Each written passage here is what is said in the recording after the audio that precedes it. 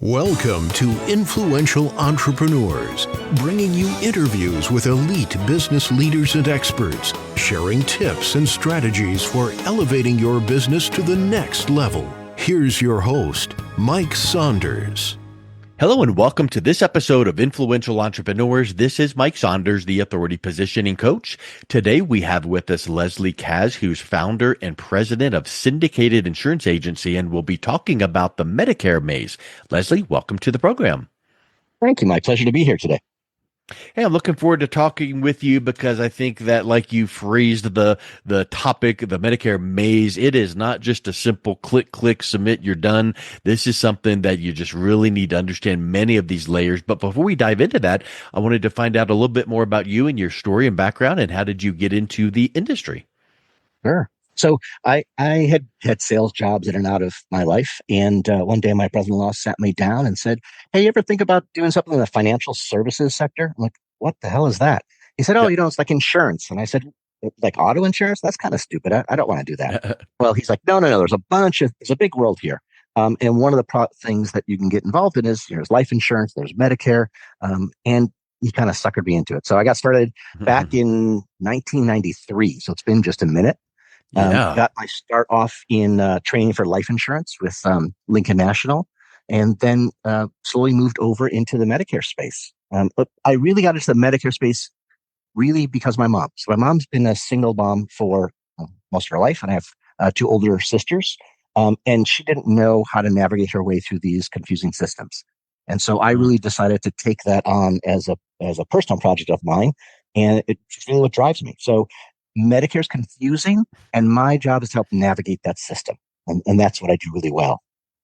That's awesome. And it's Mhm. not only can it be confusing, but then they change the rules and the details and the new features and all the things like that. So it's not just I learned how to play the piano. Well, once you learn how to play the piano, you just get better. But they don't change the keys and the octaves and the notes. It's just you got to learn it.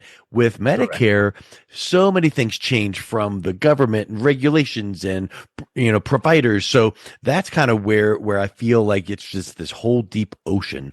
Let's talk a little bit about where you start when you're working with someone for the first time. Where do you Mhm. start in the process of educating them on what they need to understand about Medicare? Sure. So Medicare, as you mentioned, is offered by the federal government, and they do a great job at making an alphabet soup out of everything. So it's very confusing and hard to figure out what direction to go. So the planning stage for Medicare really should start. I'll back up for a second. So Medicare typically starts at age 65 and older, unless you're fully disabled, and then you could possibly qualify for it. But planning for taking Medicare really should start 6 to 12 months before you turn 65. Okay. That's really the best time. It gives you time to research without having any pressure. I love those phone calls I get from someone saying, "Oh, I have to get Medicare. I have to get it today. What do I do?" Well, slow down. Let's get some Yeah. information from you. So it's a process, and there's a lot that goes on with it. There's a lot of moving parts, as you mentioned. Depending on what administration is in office, depending on what changes to Medicare happens, and that's something we got to keep on top of all the time. Yeah. And you mentioned 6 to 12 months, and a lot of Mhm. financial type of strategies might even require you to be thinking well ahead, more than that. But when you mentioned 6 to 12 months, it made me think of something. A, what needs to be done in those 6 to 12 months, but B, am I thinking of Medicaid where you need to kind of deplete Mm. assets and resources? So in other words, how does that tie into that, preparing ahead of enrolling? That's a great question. A lot of people get those two items confused. So Yeah. Medicaid is for low income individuals, and that's completely Okay. separate. That's offered or handled usually by the states, which we don't or I don't get involved in. Medicare is for those who are elderly, so Okay. 65 or older, or again fully disabled. So there are some financial consequences to making bad decisions within inside of Medicare, which is what we'll talk about. Yeah. Um, some some of those issues are late enrollment penalties that people don't know about. Okay. So when you're turning 65, um, you've got about a 7 month window to enroll in Medicare, and it's not automatic. People always think they're like, "Oh, the government's going to take care of me." No, Yeah. that's not how it works. You actually have to call and turn that stuff on. And whether or not you call when you're employed or have other coverage makes a huge difference.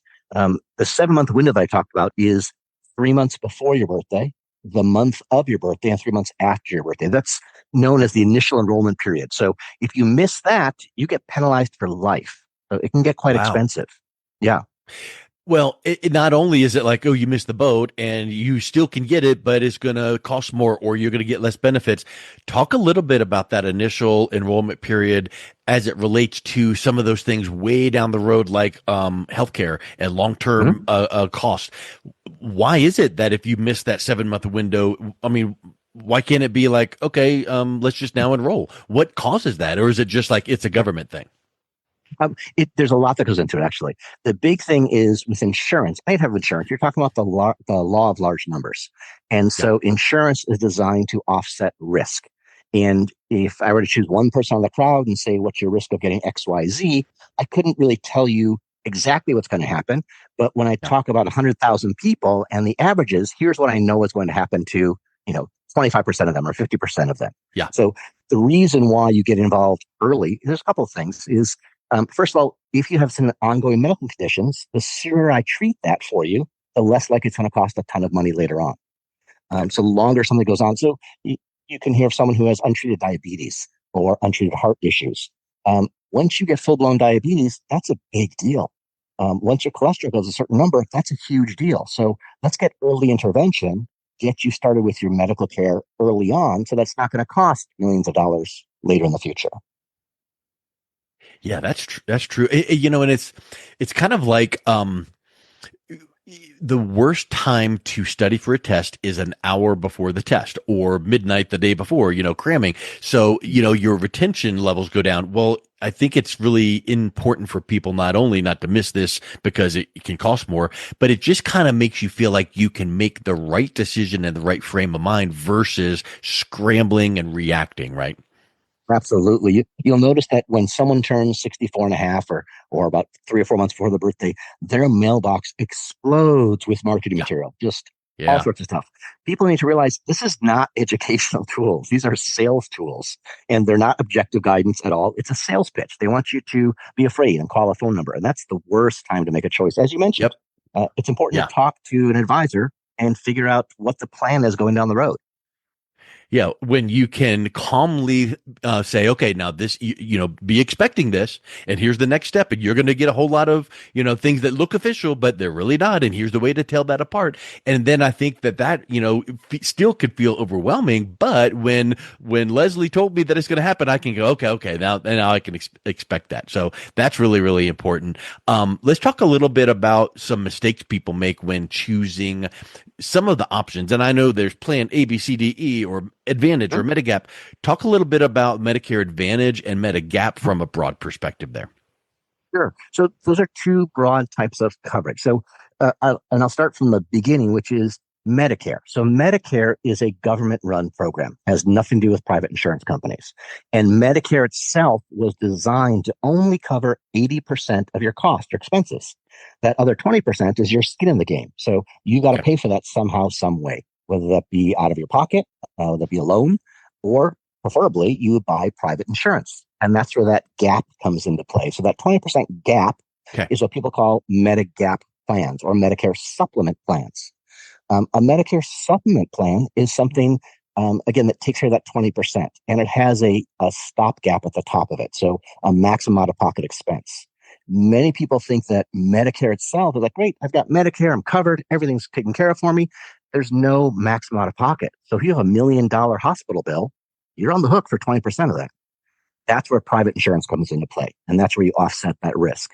So a Medigap plan, as you mentioned, they're again in the government's great wisdom. They've taken the Medigap plans and standardized them alphabetically. So it's A through M or A through N, as in Nancy. Yeah. That gets confusing because if I'm talking about Medicare Plan A, that is different than Medicare Part A. And you can see where all the confusion comes in quite quickly. The Yeah. benefit of those supplemental plans is that they're standardized. And that's what makes it easy to compare and contrast them. So if I take a plan A from insurance carrier XYZ and I go to another insurance carrier, let's say Scan has a plan and they have plan A, and Blue Cross, which most people know, has another plan A. Those plans are identical in benefits. There's no difference in them whatsoever. Okay. The only thing that changes is going to be premium and the access to your providers. So, one of the great things of Medicare is if your doctors take a Medicare assignment, you can go to pretty much any doctor you want. So Okay. it's an open book. It's really nice that way.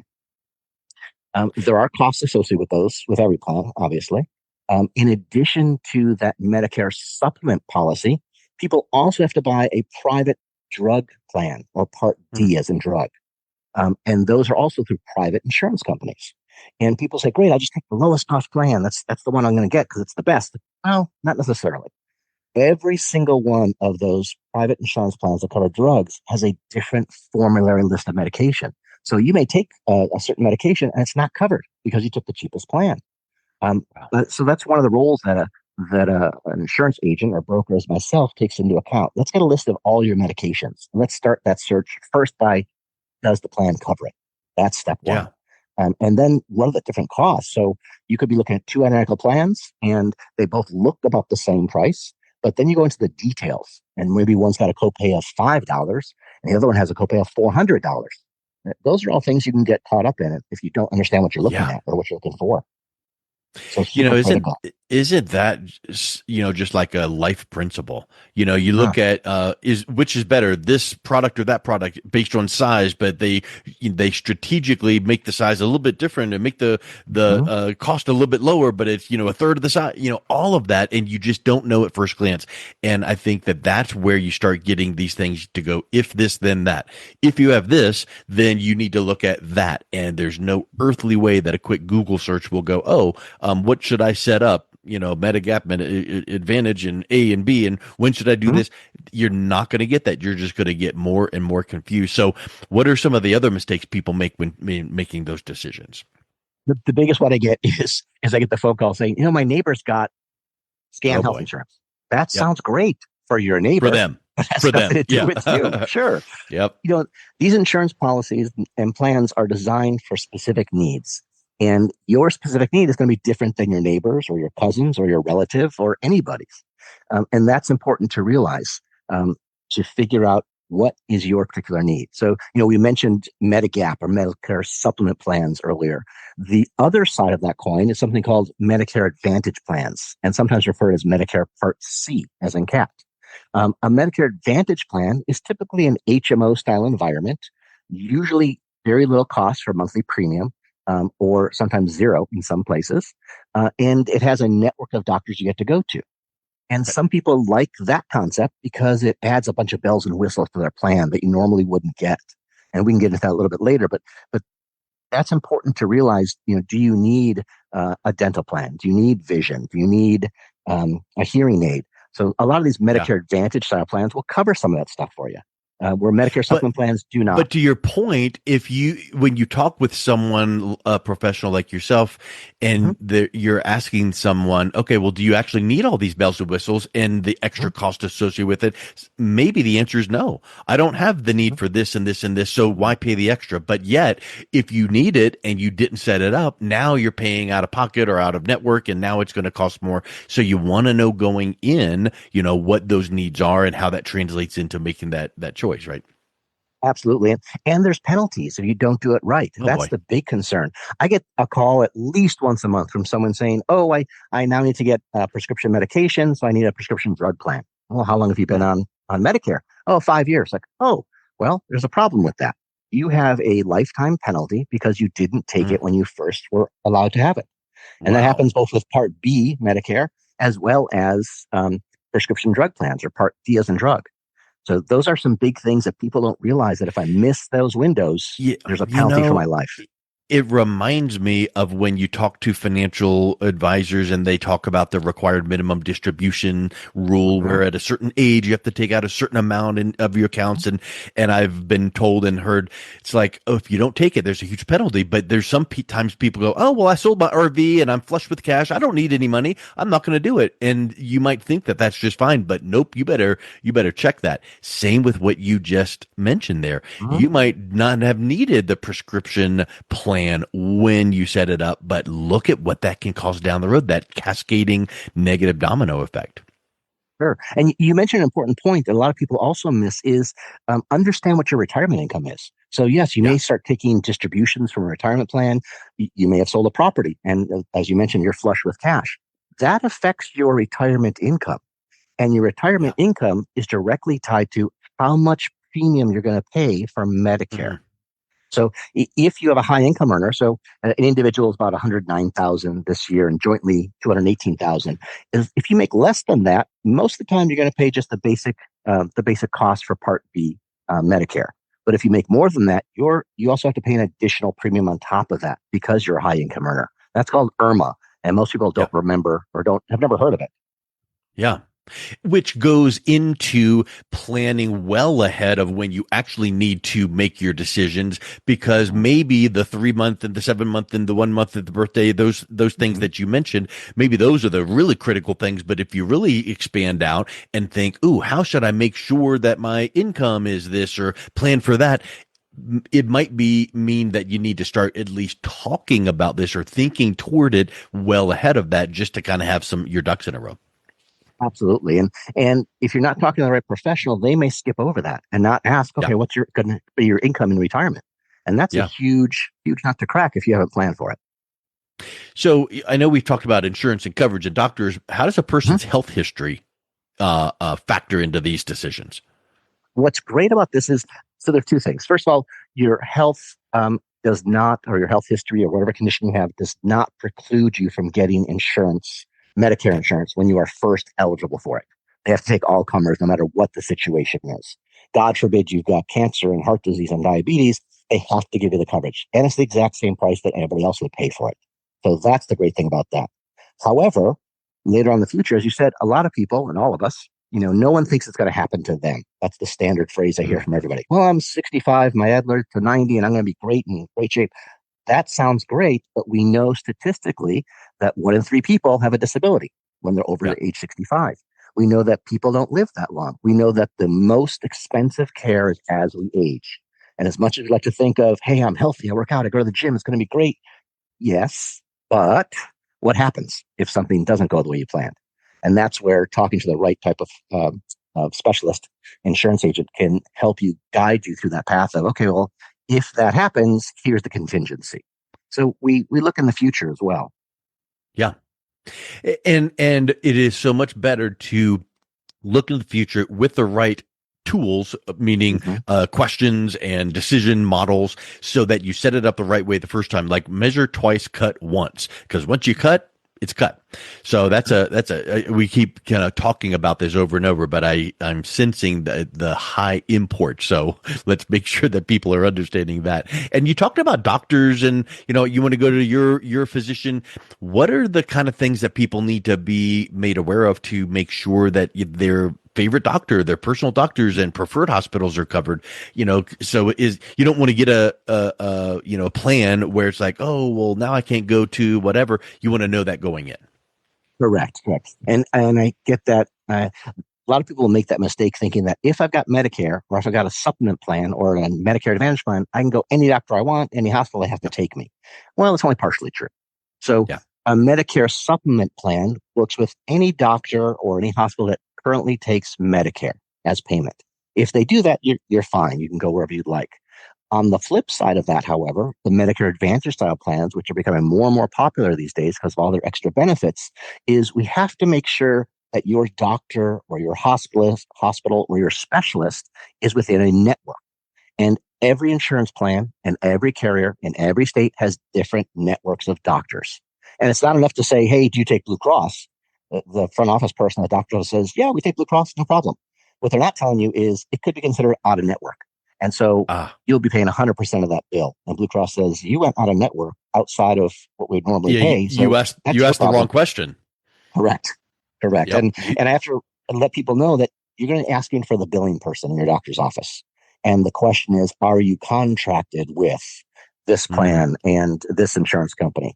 That's the really important question to ask. got it. Well, that last piece right there is huge. Like, ask the right Hmm. question to the right person. Do you Yes. take Blue Cross? Yeah. But are you contracted, or am I in network? That now we're drilling in deeper. So just knowing when to make decisions, knowing how to make decisions, knowing how to ask the right questions will save yourself so much struggle in the future if you do it the wrong way. So, Leslie, this has been super helpful. I can tell that this is a maze, and I'm sure that this could be a 2-day weekend seminar, and you still are scratching the surface. But this has been some really great high-level information. If someone wants to learn a little bit more and reach out and connect with you, what's the best way that they can do that? This way is either through my website or my phone number, both the same. It is 877 VIP quote.com, or just the phone number 877 VIP quote, and they'll be able to reach myself and we can take care of them. Leslie, thank you so much for coming on. This has been real eye-opening, and I appreciate your time. Thank you, Mike. I appreciate it. Take care.